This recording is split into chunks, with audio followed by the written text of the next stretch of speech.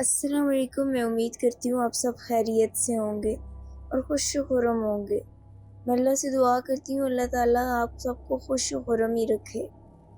جو بیمار ہیں ان کی بیماری کو دور کرے، جو پریشان ہیں ان کی پریشانی کو دور کرے، اور جو ہم میں نہیں ہیں ان کی بخشش کرے۔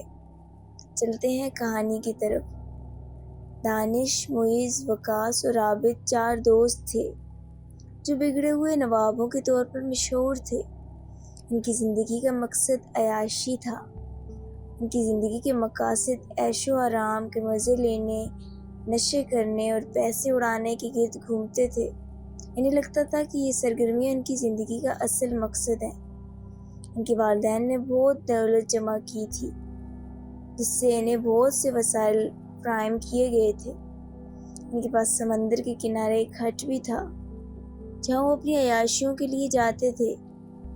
ایک ہفتے کی شام کو وہ اپنے معمول کے موج مستیوں کے لیے نکلے، تاہم انہیں بڑی مایوسی ہوئی جب انہیں پتہ چلا جہاں انہوں نے جانا تھا لڑکی سے ملنے، وہاں پولیس کا چھاپا پڑ چکا ہے۔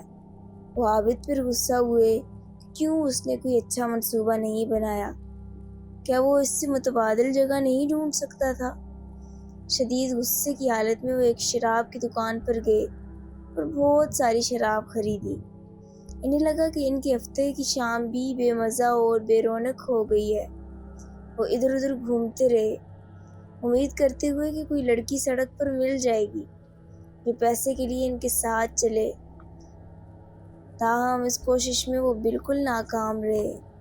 جب وہ بے مقصد گھوم رہے تھے تو انہوں نے ایک سنسان سڑک سے گزرتے ہوئے ایک شخص کو موٹر سائیکل پر جھکے دیکھا۔ چاروں دوستوں نے سوچا کہ شاید کسی کی مدد کرنا ایک نیک کام ہوگا۔ یہ سوچ کر کہ شاید اس شخص کو مدد کی ضرورت ہو، دانش نے کار اس شخص کے سامنے روکی اور پوچھا، بھائی آپ کو کسی مدد کی ضرورت ہے؟ اتنے میں عابد نے سرگوشی کی، ٹھہرو، اس کے پاس کچھ قیمتی چیز ہے۔ اسے سن کر چاروں کی نظریں فٹ سڑک کے کنارے درخت کے نیچے کھڑی ایک لڑکی پر جم گئی۔ وہ لڑکی 20 یا 22 سال کی نظر آ رہی تھی۔ لڑکی کو دیکھ کر چاروں کے اندر کا شیطان جاگ اٹھا۔ پھر وقاص نے کہا، عابد، اب یہ تمہاری ذمہ داری ہے، تمہیں ہی اس لڑکی کو لانا ہوگا۔ متفق ہو کر عابد نے سیٹ کے نیچے سے ایک پستول نکالی۔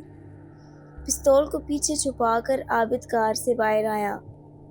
جیسے وہ باہر آیا اس نے موٹر سائیکل پر جھکے نوجوان کو دیکھا جو 24 سے 25 سال کا لگ رہا تھا۔ شاید اس نوجوان اور لڑکی کی حال ہی میں شادی ہوئی ہوگی اور شاید وہ گھومنے کی غرض سے نکلے تھے، لیکن بدقسمتی سے ان کی موٹر سائیکل خراب ہو گئی تھی جسے نوجوان ٹھیک کر رہا تھا۔ عابد کے قریب آتے ہی نوجوان نے اوپر دیکھا، لیکن اس سے پہلے کہ وہ صورتحال کو سمجھ پاتا، عابد نے وہ نوجوان کے سر پر پستول تان دی اور گولی چلا دی۔ جوں ہی گولی چلی نوجوان زمین پر گر گیا، اس کے سر سے خون کا فوارہ پھوٹ پڑا۔ لڑکی صدمے میں جمی ہوئی کھڑی رہی، حیرت سے اس کی آنکھیں پھٹی تھیں۔ سکتے کے عالم میں وہ اس خوفناک منظر کو دیکھتی رہی۔ اس کا دماغ کام کرنا بند کر چکا تھا۔ عابد ایک شیطانی مسکراہٹ کے ساتھ ایک ہاتھ میں پستول لیے لڑکی کے قریب آیا اور اس کا ہاتھ پکڑ لیا۔ اس کے جواب میں لڑکی نے بالکل مزاحمت نہیں کی۔ وہ اتنی حیران تھی کہ اسے سمجھ ہی نہیں آ رہا تھا کہ کیا کرے۔ جب عابد نے زبردستی اس کا ہاتھ کھینچا تو وہ فوراً اس کی باہوں میں گر گئی اور بے ہوش ہو گئی۔ اس نے کبھی نہیں سوچا تھا کہ وہ اپنی زندگی میں ایسا خوفناک منظر دیکھے گی، اور اب وہ یہ سب کچھ اپنی آنکھوں سے دیکھ رہی تھی۔ عابد نے بڑے اطمینان سے لڑکی کو اپنے باہوں میں اٹھایا اور اسے کار میں لے آیا۔ اندر آ کر انہوں نے اسے اس طرح لٹا دیا کہ کوئی اسے دیکھ نہ سکے۔ عابد نے تجویز کی کہ چلو دانش، یہاں رہنا بہت خطرناک ہے۔ پھر دانش نے کار کو وہاں سے آگے بڑھا دیا۔ اس مظلوم لڑکے کی لاش کو سنسان سڑک پر چھوڑ کر وہ لوگ آگے بڑھتے چلے گئے۔ دانش بڑی مستعدی سے گاڑی چلا رہا تھا، اور چونکہ لڑکی بے ہوش تھی، انہیں لگا کہ پکڑے جانے کا خطرہ کم ہو گیا ہے۔ وہ تیزی سے سمندر کی طرف بڑھ رہے تھے کیونکہ رات اندھیری ہو رہی تھی اور سائے گہرے ہو رہے تھے۔ آخر کار وہ بغیر کسی رکاوٹ کے سمندر کے کنارے اپنے گھر پہنچ گئے۔ وہ اس کمرے میں پہنچتے ہی انہوں نے فوراً چوکیدار کو چھٹی دے دی۔ چوکیدار ان کی نیت سمجھ گیا۔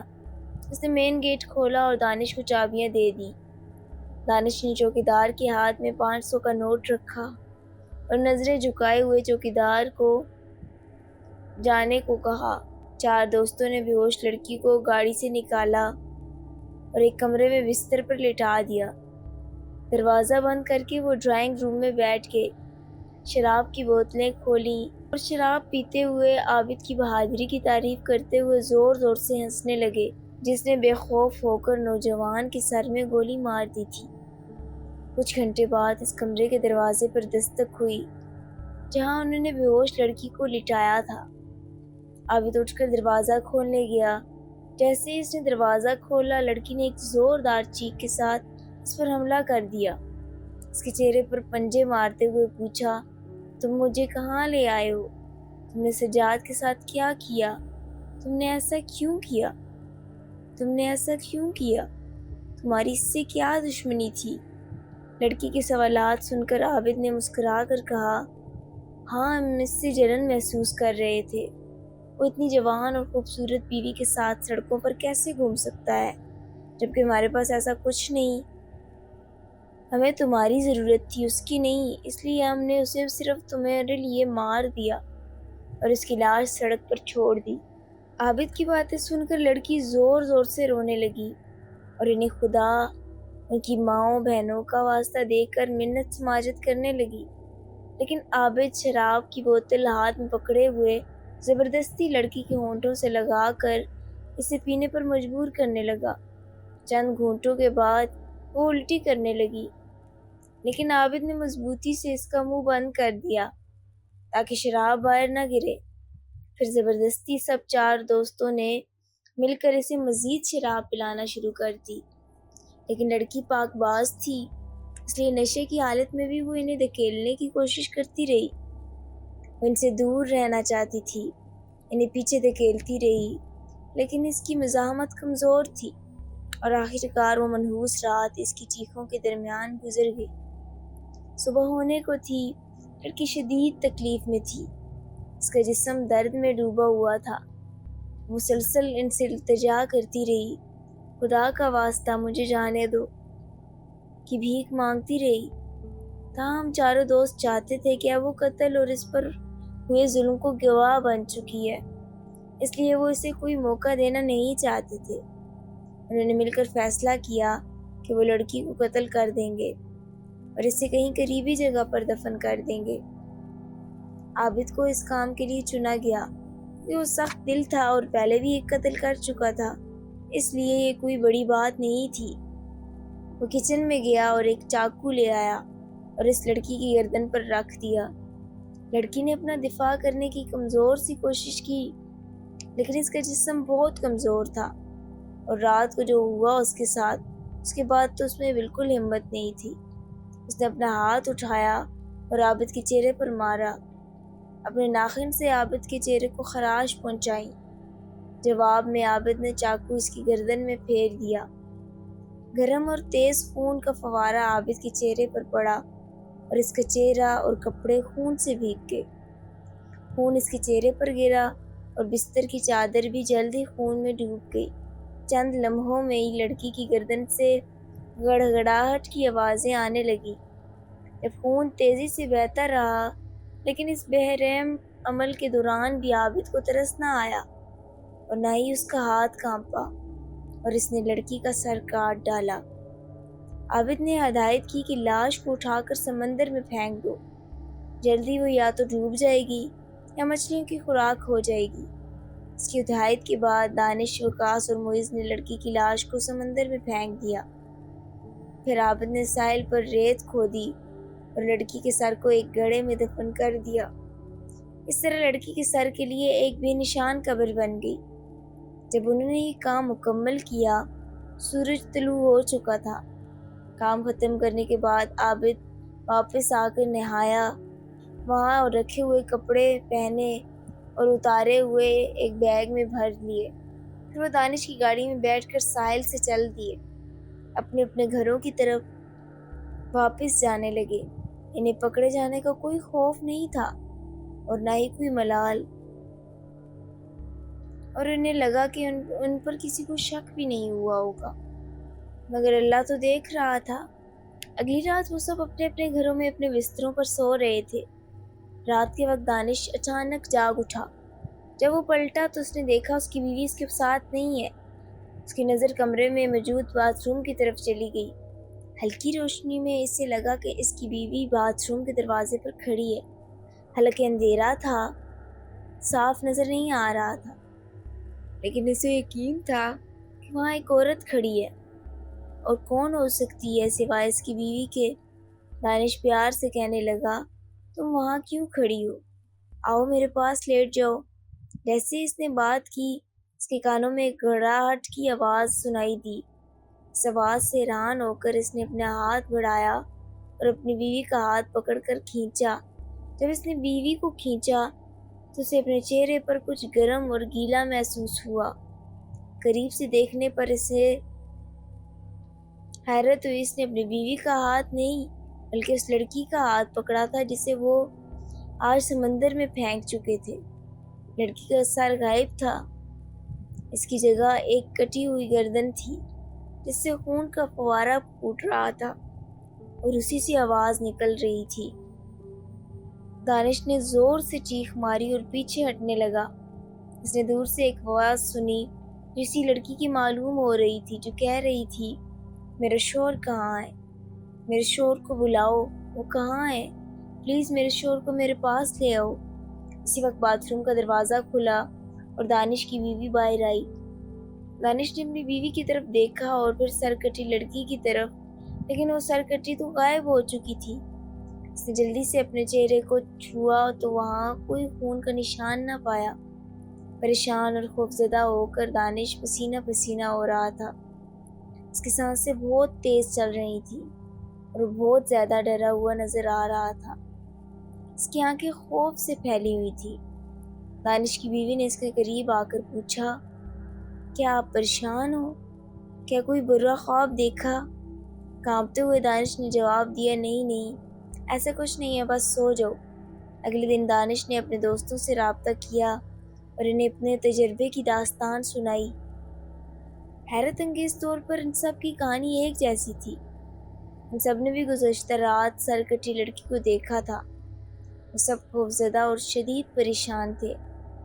انہیں یقین نہیں آ رہا تھا کہ کیا کرنا چاہیے۔ آخرکار عابد نے تجویز دی، مجھے لگتا ہے کہ ہم نے غلطی کی ہے۔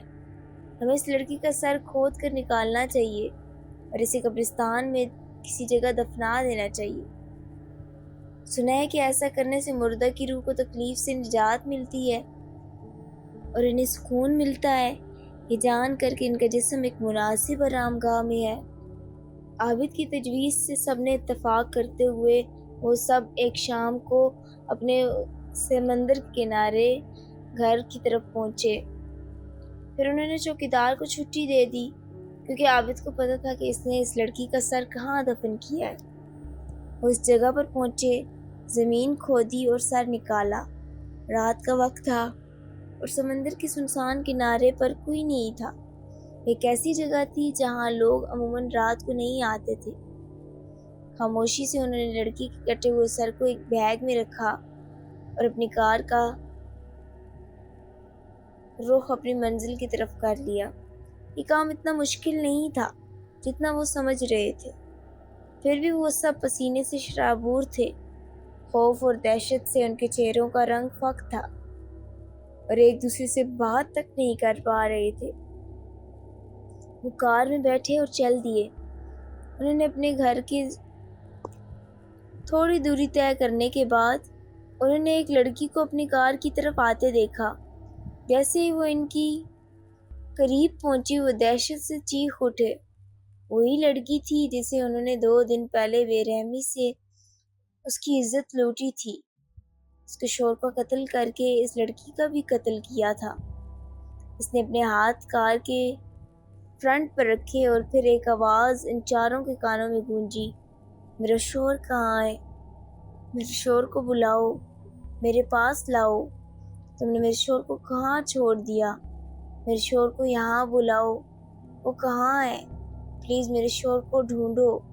اچانک کار آگے کی طرف جھکی اور پیچھے سے اٹھنے لگی۔ وہ حیران تھے کہ وہ سرکٹی اتنی طاقتور کیسے ہو سکتی ہے۔ ایسا لگ رہا تھا کہ وہ شاید کار کو پلٹ دے گی۔ دانش اچانک ہوش میں آیا، کار کو ریورس گیئر میں ڈالا اور ایکسلریٹر پر پاؤں دبا دیا، جس سے کار شور مچاتے ہوئے پیچھے کی طرف چلی گئی۔ اس دوران سرکٹی کا جسم سڑک پر گر پڑا۔ پھر عابد نے چیخ کر کہا، دانش تیز چلاؤ، ہرگز مت رکنا، ابھی اس سے رون دو۔ جب سرکٹی سڑک سے اٹھنے کی کوشش کر رہی تھی، دانش نے گیئر بدلا اور کار کو آگے کی طرف دوڑا دیا۔ سرکٹی اب بھی سڑک پر تھی اور انہیں جھٹکا محسوس کیا جب کار واضح طور پر اس کے جسم کو رونتے ہوئے آگے بڑھی۔ بغیر پیچھے دیکھے وہ تیزی سے اس جگہ سے دور ہو گئے، سمندر سے دور اور شہر کی حدود کی طرف۔ جب وہ شہر میں داخل ہوئے تو انہیں لمحہ بھر کے لیے راحت محسوس ہوئی، کیونکہ ٹریفک کی آوازیں انہیں خوفناک سرکٹی کو وقتی طور پر بھولنے میں مدد دے رہی تھیں۔ تاہم اچانک ایک ہولناک آواز جس میں نفرت بھری ہوئی تھی گاڑی کے اندر گونج رہی تھی۔ میرے شوہر کو کہاں رکھا ہے؟ میرے شوہر کو میرے پاس لاؤ۔ تم نے میرے شوہر کو کہاں چھوڑ دیا ہے؟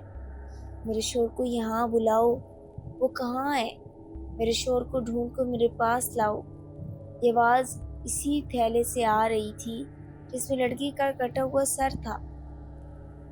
خوف سے کانپتے ہوئے وہ سب ہانپ رہے تھے اور کسی میں بھی کچھ بولنے کی سکت نہیں تھی۔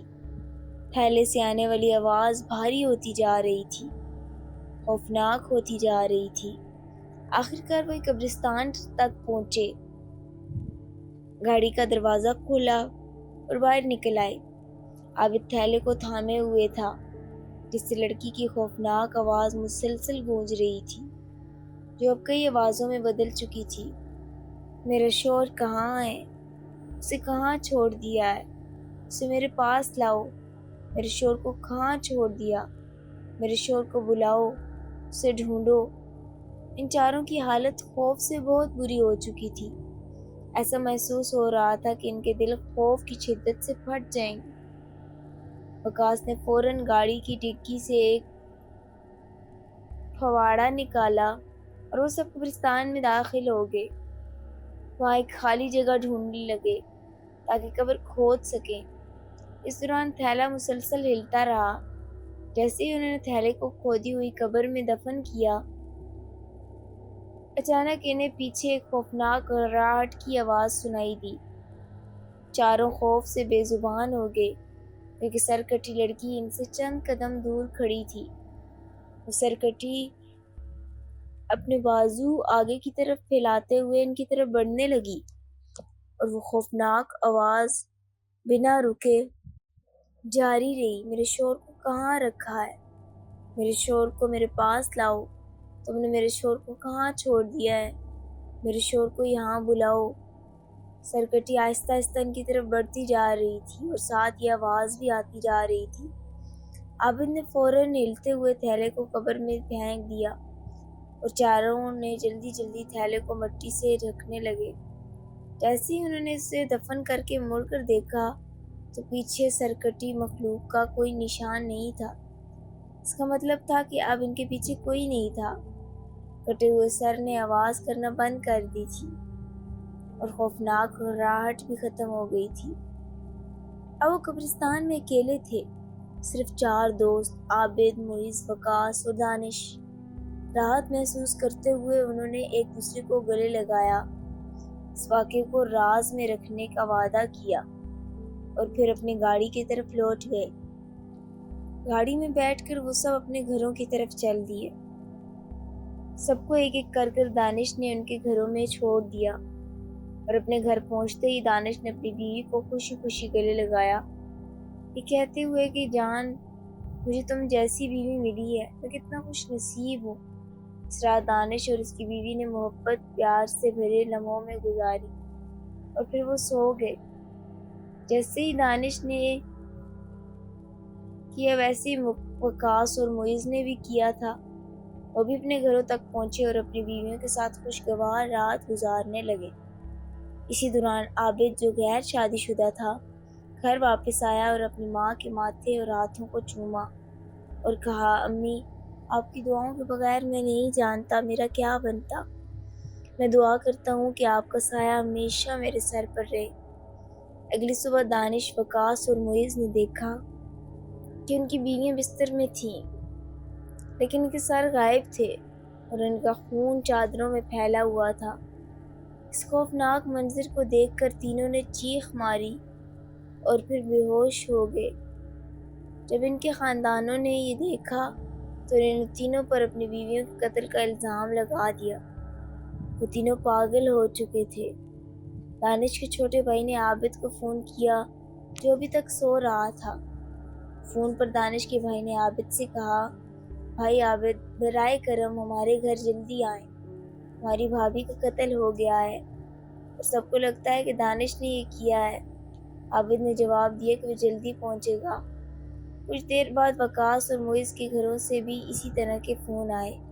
عابد حیران تھا کہ یہ کیسے ممکن ہے کہ تینوں ایک ہی رات میں اپنی بیویوں کو قتل کر دیا ہو۔ کچھ تو غلط تھا۔ وہ فوراً اٹھا، باتھ روم میں تازہ دم ہوا، کپڑے بدلے اور باہر نکلتے ہوئے اپنی ماں کے کمرے کے قریب بلند آواز میں پکارا، امی، میں اپنے دوستوں کے گھر جا رہا ہوں۔ لگتا ہے کچھ بہت برا ہوا ہے، جیسے کوئی سنگین واقعہ پیش آیا ہو، لیکن اسے اپنی ماں کے پاس جا رہا ہوں، لیکن اسے اپنی ماں کی طرف سے کوئی جواب نہیں ملا۔ وہ دوبارہ زور سے بولا، امی، میں اپنے دوستوں کے پاس جا رہا ہوں، ان کے ساتھ کچھ برا ہوا ہے، پلیز دعا کریں کہ سب کچھ ٹھیک ہو۔ لیکن ایک بار پھر اسے اپنی ماں کی طرف سے کوئی جواب نہیں ملا۔ عابد نے دروازہ کھولا اور آہستہ سے کمرے میں داخل ہوا، لیکن جیسے ہی اس نے دروازہ کھولتے ہی آگے دیکھا جو منظر، اس کے پاؤں سے زمین نکل گئی۔ بستر پر پڑی اس کی ماں۔ اس نے ایک زوردار چیخ ماری۔ اس کے سامنے اس کی ماں کا جسم بغیر سر کے پڑا تھا۔ عابد چیخنے لگا اور خود کو پیٹنے لگا اور اسے اپنے جرم کا احساس ہونے لگا۔ وہ بلند آواز میں چیخ رہا تھا، نہیں نہیں نہیں، میری ماں نہیں، یہ کیسے ہوا؟ اور پھر وہیں عابد بے ہوش ہو گیا۔ سرکٹی نے اپنا بدلہ لے لیا تھا اور اب 4 دوستوں کو اپنے کیے کی سزا باقی زندگی کے لیے بھگتنی پڑی۔ برے کام کا انجام برا ہی ہوتا ہے۔ اگر آپ برا کام کرتے ہیں تو اس کی سزا آپ کو دنیا ہی میں مل جاتی ہے۔ اگر دنیا میں نہ ملے تو آخرت میں تو ضرور مل جاتی۔ اس لیے برے کاموں سے بچیں اور اپنے اللہ سے برے کاموں سے پناہ مانگتے رہیں۔ مزید ایسی کہانیاں سننے کے لیے میرے چینل کو سبسکرائب کریں اور مجھے سپورٹ کریں۔ شکریہ۔